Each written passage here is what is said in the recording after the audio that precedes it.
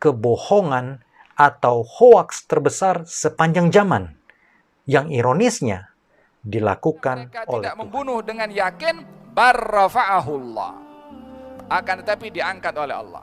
Dan menyerupakan orang lain dalam pandangan mereka menjadi seperti Nabi Isa atau Yesus alaihissalam. Walakin syubbiha lahum, ada orang yang diserupakan namanya, dia adalah Judas Iskariot. Judgment day you will have a pitiful place because you are accusing the Lord God of an act of injustice. Yesus hampir mati dibunuh, tetapi tidak jadi dibunuh.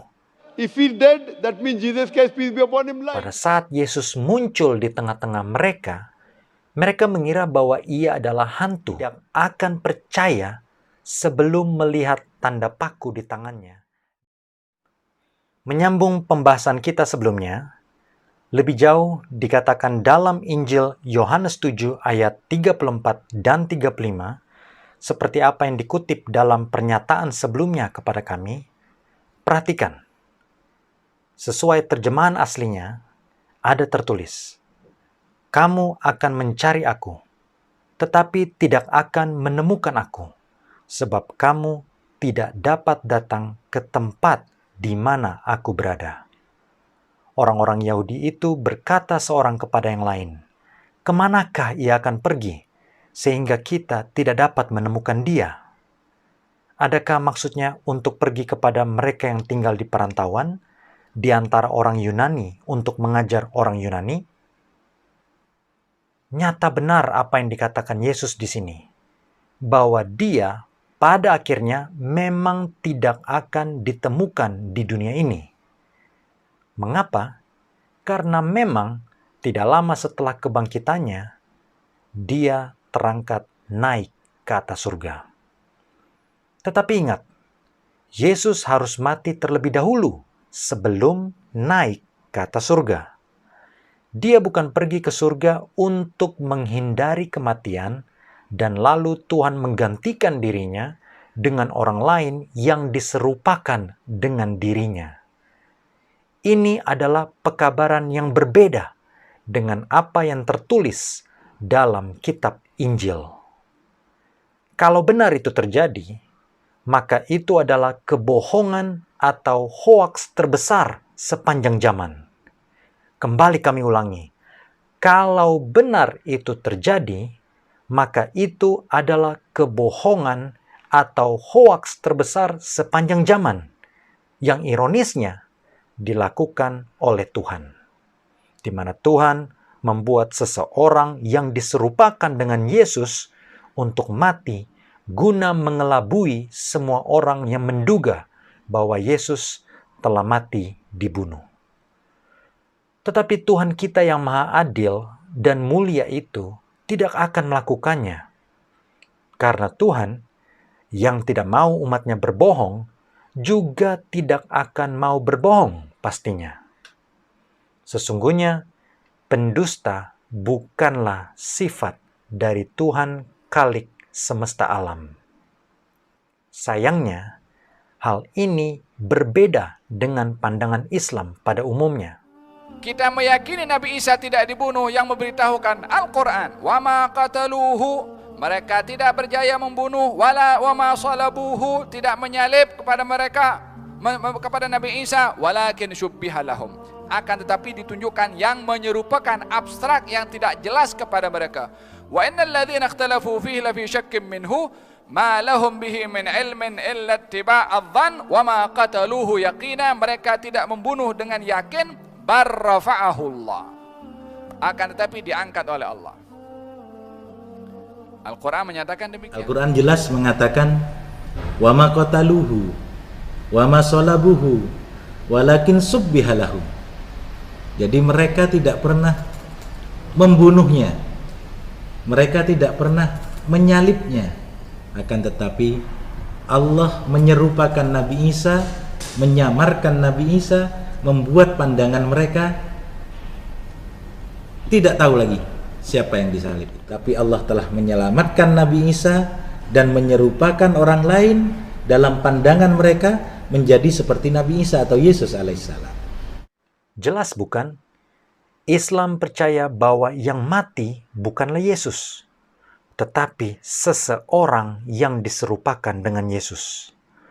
Dan menariknya, walaupun tidak tertulis di dalam Quran, beberapa ulama bahkan percaya bahwa orang tersebut yang diserupakan dengan Yesus adalah Yudas. Wama qataluhu, mereka tidak membunuh Isa. Wama salabuhu, mereka tidak pernah menyalib Isa. Lalu siapa yang disalib itu? Walakin syubbiha lahum, ada orang yang diserupakan namanya. Dia adalah Yudas Iskariot yang disogok pakai uang emas untuk menunjukkan tempat persembunyian Isa. Uniknya, ada seorang ulama, Sheikh Imran Hussein, yang menentang hal tersebut atau teori substitusi tersebut, di mana Yesus ditukar dengan orang lain untuk dibunuh di kayu salib. Dan beliau meyakini bahwa Tuhan yang benar tidak akan pernah mau menipu atau membohongi. Perhatikan dengan seksama penggalan video berikut ini. I really feel pity for these people who are so dangerously misguided. And they would not listen. No, they're not deaf, dumb, and blind. Who declare, without a shred of evidence to support it, that the Lord God, wa na'udhu billahi min hadha.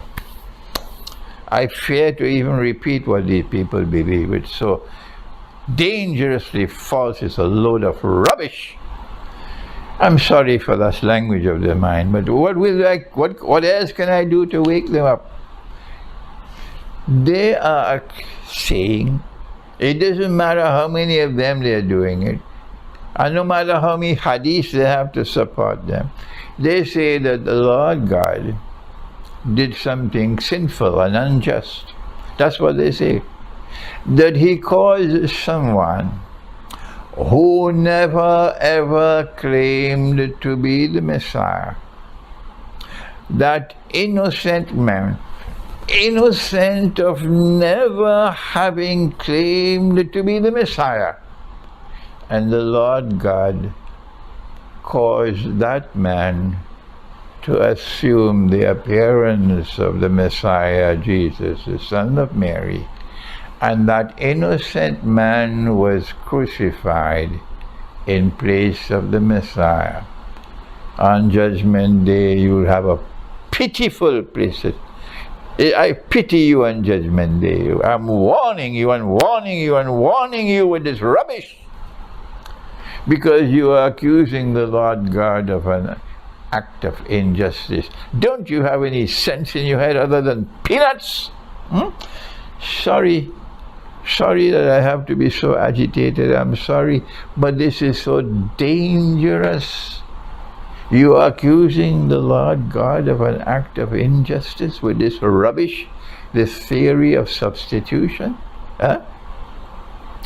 Can a hadith be in conflict with the Quran? You're taking support from hadith, fabricated hadith. On Judgment Day, you'll know the score. No, don't come with this nonsense to tell me, well, he did something else that he deserved to be crucified. That's rubbish. This man was crucified because the attempt to crucify him because he claimed to be the Messiah. And you are saying he was crucified, although he never claimed to be the Messiah. So the innocent man was crucified. This is your rubbish? A load of total rubbish? Will you never wake up? Jelas bukan? Masakan Tuhan yang maha benar dan maha adil akan melanggar hukumnya sendiri? Apalagi sampai mengorbankan orang lain untuk mati menggantikan Yesus? Itu adalah suatu ketidakadilan. Ingat, Yesus tidak pernah mengatakan bahwa dia tidak akan bisa ditangkap atau tidak akan bisa mati dibunuh. Itu asumsi saja. Yang benar adalah Yesus berkata bahwa orang akan mencari dia tetapi tidak akan menemukannya. Mengapa?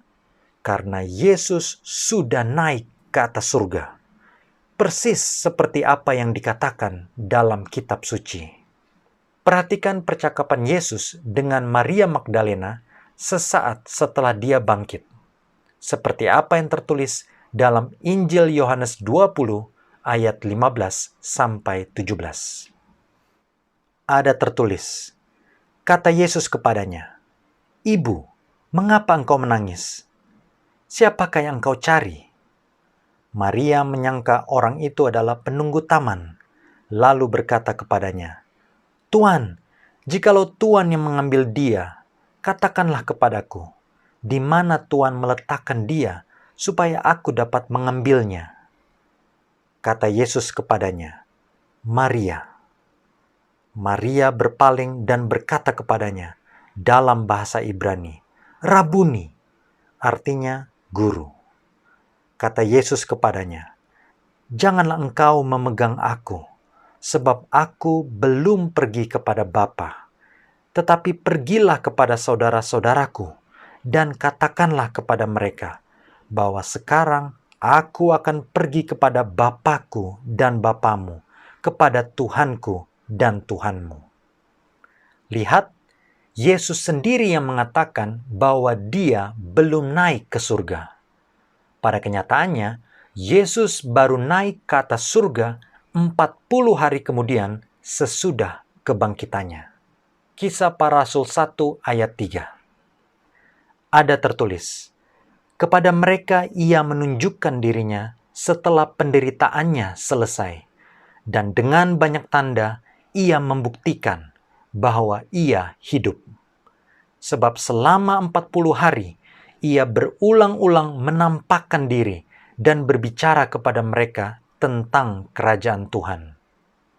Jadi, tidaklah benar bila diasumsikan kalau Yesus sesaat sebelum dipalangkan di kayu salib, diangkat ke surga, lalu seorang yang lain yang diserupakan dengannya dibuat mati oleh Tuhan. So Quran says they did not kill him, neither did they crucify him. It was made to appear so. All those who differ are full of doubt. And then the next verse, Surah Nisa chapter 4, 158 says, Allah raised him up alive unto himself. So according to the Quran, Jesus Christ, peace be upon him, was not killed, he was not crucified. You asked him who was put in his place, I don't know. I know there are stories, Judas was put, this was put, Gospel of Barnabas. Quran says he was not killed, he was not crucified. For me it is sufficient. Who was put in his place, whether someone was put, I'm least bothered. Masakan Tuhan yang adil dan tidak pernah mau berdusta, mau mengelabui dengan cara seperti itu? Ini tidaklah seperti apa yang dikatakan dalam kitab Injil. Sesungguhnya, jika kita mendalami kitab Injil, ada tertulis beberapa kali bahwa Yesus hampir mati dibunuh, tetapi tidak jadi dibunuh karena memang belum waktunya, atau belum waktunya Tuhan. Seperti apa yang tertulis dalam Injil Yohanes 7 ayat 30. Ada tertulis, mereka berusaha menangkap dia, tetapi tidak ada seorang pun yang menyentuh dia, sebab saatnya belum tiba. Camkan ini, belum tiba bukan berarti tidak akan tiba. Yesus pun dalam beberapa kesempatan mengatakan bahwa dia akan mati. Tetapi tentu saja semua harus sejalan dengan waktunya Tuhan. Lihat apa yang Yesus terus lakukan sebelum pergi ke Yerusalem untuk kemudian dibunuh. Injil Matius 16 ayat 21. Ada tertulis, sejak waktu itu, Yesus mulai menyatakan kepada murid-muridnya bahwa ia harus pergi ke Yerusalem dan menanggung banyak penderitaan dari pihak tua-tua, imam-imam kepala, dan ahli-ahli Taurat, lalu dibunuh dan dibangkitkan pada hari ketiga. Sekarang perhatikan ayat dalam kitab Injil yang salah dimengerti oleh banyak orang. Injil Matius 12 ayat 38 sampai 40. Ada tertulis, Pada waktu itu berkatalah beberapa ahli Taurat dan orang Farisi kepada Yesus, "Guru, kami ingin melihat suatu tanda daripadamu." Tetapi jawabnya kepada mereka, "Angkatan yang jahat dan tidak setia ini menuntut suatu tanda. Tetapi kepada mereka tidak akan diberikan tanda selain tanda Nabi Yunus.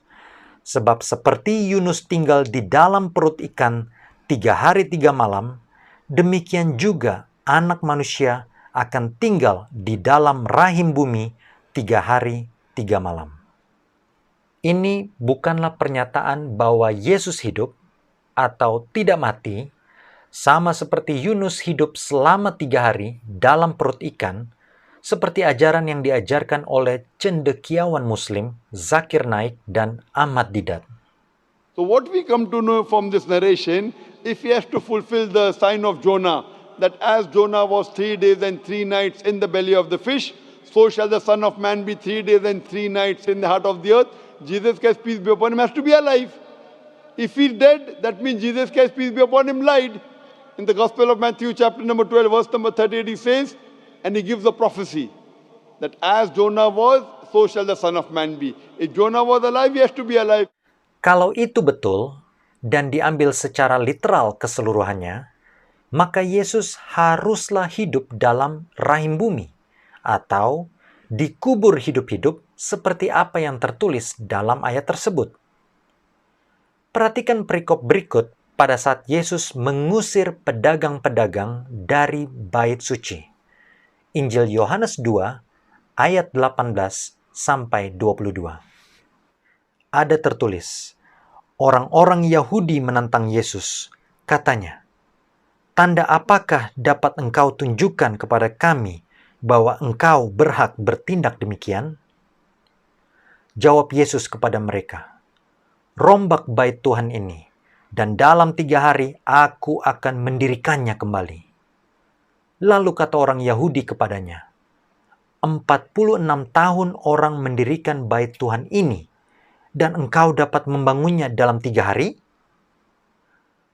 Tetapi yang dimaksudkannya dengan bait Tuhan ialah tubuhnya sendiri.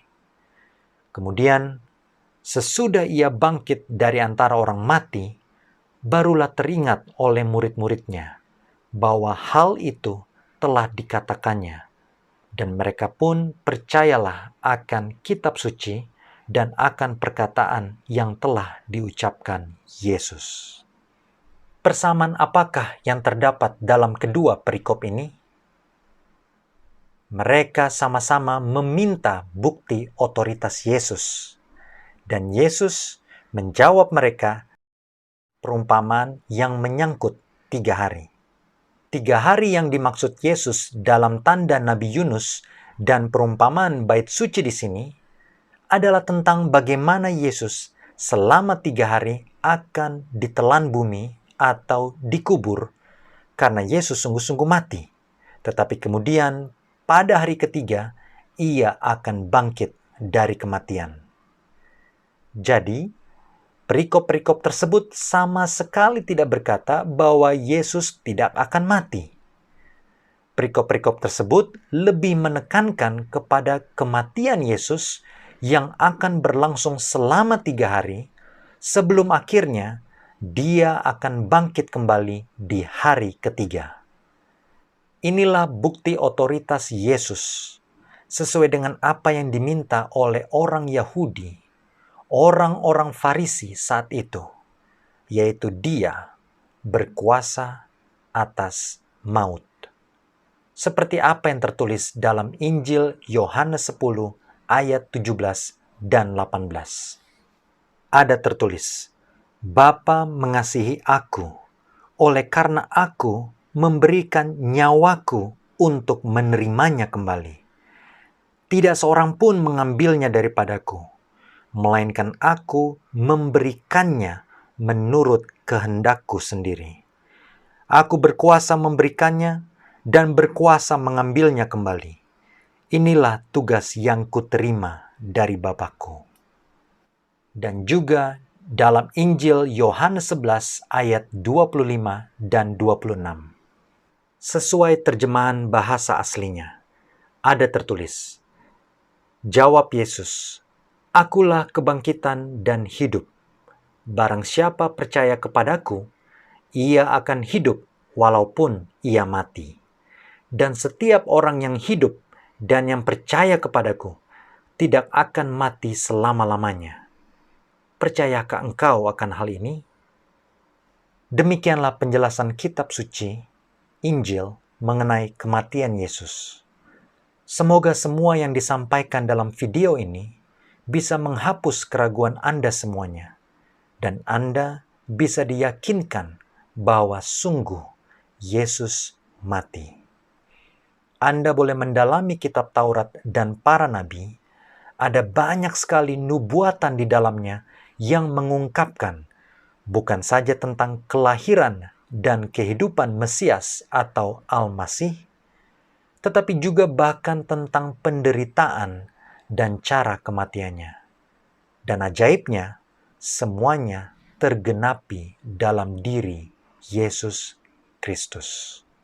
Sebagai kesimpulan, semua orang, baik orang Yahudi yang membenci Yesus, maupun yang percaya dan mengikutinya, ataupun orang Roma yang mengeksekusi atau membunuh Yesus, dan bahkan malaikat sekalipun, mereka semuanya mengetahui dengan pasti bahwa Yesus telah mati dibunuh di kayu salib. Jadi, kabar yang mengatakan bahwa Yesus telah hidup kembali tentunya menggemparkan setiap orang yang mengetahui, apalagi yang menyaksikan kematian Yesus secara langsung. Semua muridnya lupa kalau Yesus sudah pernah mengatakannya sebelumnya, bahwa Dia akan bangkit pada hari ketiga. Mereka meragukan hal tersebut, bahwasanya Yesus telah hidup kembali. Berikut cerita lengkapnya tentang pertemuan Yesus dengan para murid setelah kebangkitannya. Injil Lukas 24 ayat 36 sampai 43.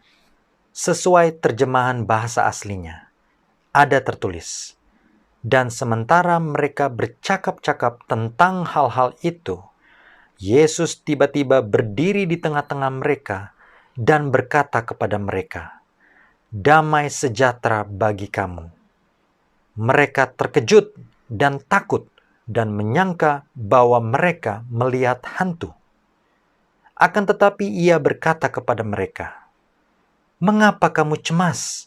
Dan apa sebabnya timbul keraguan-raguan di dalam hati kamu? Lihatlah tanganku dan kakiku. Aku sendirilah ini. Rabalah aku dan lihatlah. Karena hantu tidak ada daging dan tulangnya, seperti yang kamu lihat ada padaku.' Sambil berkata demikian, Ia memperlihatkan tangan dan kakinya kepada mereka. Dan ketika mereka belum percaya karena girangnya dan masih heran, berkatalah Ia kepada mereka, 'Adakah padamu makanan di sini?' Lalu mereka memberikan kepadanya sepotong ikan goreng. Ia mengambilnya dan memakannya di depan mata mereka. Hal yang sama juga tertulis dalam Injil Markus 16 ayat 9 sampai 11 dan 14. Juga tertulis dalam Injil Yohanes 20 ayat 19 dan 20, 24 sampai 29. Cerita ini sering diambil ayat per ayat saja, tanpa dibacakan satu perikopnya oleh mereka yang tidak percaya kematian Yesus dan ingin memutarbalikkan kebenaran yang sebenarnya yang terdapat dalam kitab suci Injil. Perhatikan, semua orang mengetahui dan mengakui bahwa Yesus telah mati dan meragukan bahwa Dia telah hidup kembali. Akibatnya, pada saat Yesus muncul di tengah-tengah mereka, mereka mengira bahwa Ia adalah hantu. Sama halnya ketika kita melihat orang yang kita tahu sudah meninggal. Kita akan mengira bahwa orang tersebut adalah hantu, bukan? Tetapi kemudian Yesus membuktikan bahwa Dia bukanlah hantu semata, atau roh jahat gentayangan yang tidak berdaging dan tidak bertulang. Dia adalah orang yang sama yang telah mati dibunuh, tetapi kemudian telah hidup kembali atau bangkit dari antara orang mati. Thomas sendiri, satu-satunya murid Yesus yang tidak ada saat Yesus pertama kali menampakkan diri kepada murid-muridnya, berkata bahwa dia tidak akan percaya sebelum melihat tanda paku di tangannya dan bekas tikaman tombak di sisi perut daripada Yesus. Injil Yohanes 20 ayat 25. Ada tertulis, maka kata murid-murid yang lain itu kepadanya, "Kami telah melihat Tuhan." Tetapi Thomas berkata kepada mereka, "Sebelum aku melihat bekas paku pada tangannya, dan sebelum aku mencucukkan jariku ke dalam bekas paku itu, dan mencucukkan tanganku ke dalam lambungnya, sekali-kali aku tidak akan percaya." Ingat, kembali kami tekankan, Thomas tidak akan percaya sebelum melihat tanda paku di tangannya dan bekas tikaman tombak di sisi perut daripada Yesus. Lalu pada akhirnya, dia menyaksikannya dan percaya. Perhatikan baik-baik perkataan Yesus kepada Thomas. Injil Yohanes 20 ayat 27 sampai 29. Kemudian ia berkata kepada Thomas, "Taruhlah jarimu di sini dan lihatlah tanganku. Ulurkanlah tanganmu dan cucukkan ke dalam lambungku. Dan jangan engkau tidak percaya lagi, melainkan percayalah." Thomas menjawab dia, "Ya Tuhanku." Kata Yesus kepadanya, "Karena engkau telah melihat aku, maka engkau percaya. Berbahagialah mereka yang tidak melihat, namun percaya." Saudara-saudari, Yesus mengajak kita semua untuk percaya kepadanya. Percaya kepada kematiannya yang telah menebus dosa setiap manusia. Dan percaya kepada kebangkitannya yang telah mengalahkan kematian. Anda dan saya, kita semua, tidak ada yang menyaksikan kematian Yesus secara langsung. Tetapi dia mau kita mengimaninya, supaya pengharapan kita dalam kematian Yesus bisa menyelamatkan kita semuanya dari dosa. Mengapa? Karena seharusnya kitalah yang mati karena keberdosaan kita. Tetapi Yesus yang tidak berdosa itu sudah mati untuk menggantikan kita. Mengapa? Agar kita bisa beroleh pengharapan untuk masuk surga dan hidup kekal bersama Tuhan di surga. Yang perlu kita lakukan adalah percaya kepadanya dan melakukan perintah-perintahnya. Mari, jangan bertangguh. Percayalah, Yesus Kristus sudah mati bagi semua umat manusia, termasuk bagi Anda semuanya dan saya. Jangan lupa bagikan pesan penting ini kepada semua yang Anda kenal tanpa terkecuali, agar banyak yang mau menyelidiki dan pada akhirnya mengetahui kebenaran ini, bahwa Yesus Kristus yang adalah Mesias telah mati untuk menebus dosa-dosa kita semuanya. Tuhan memberkati.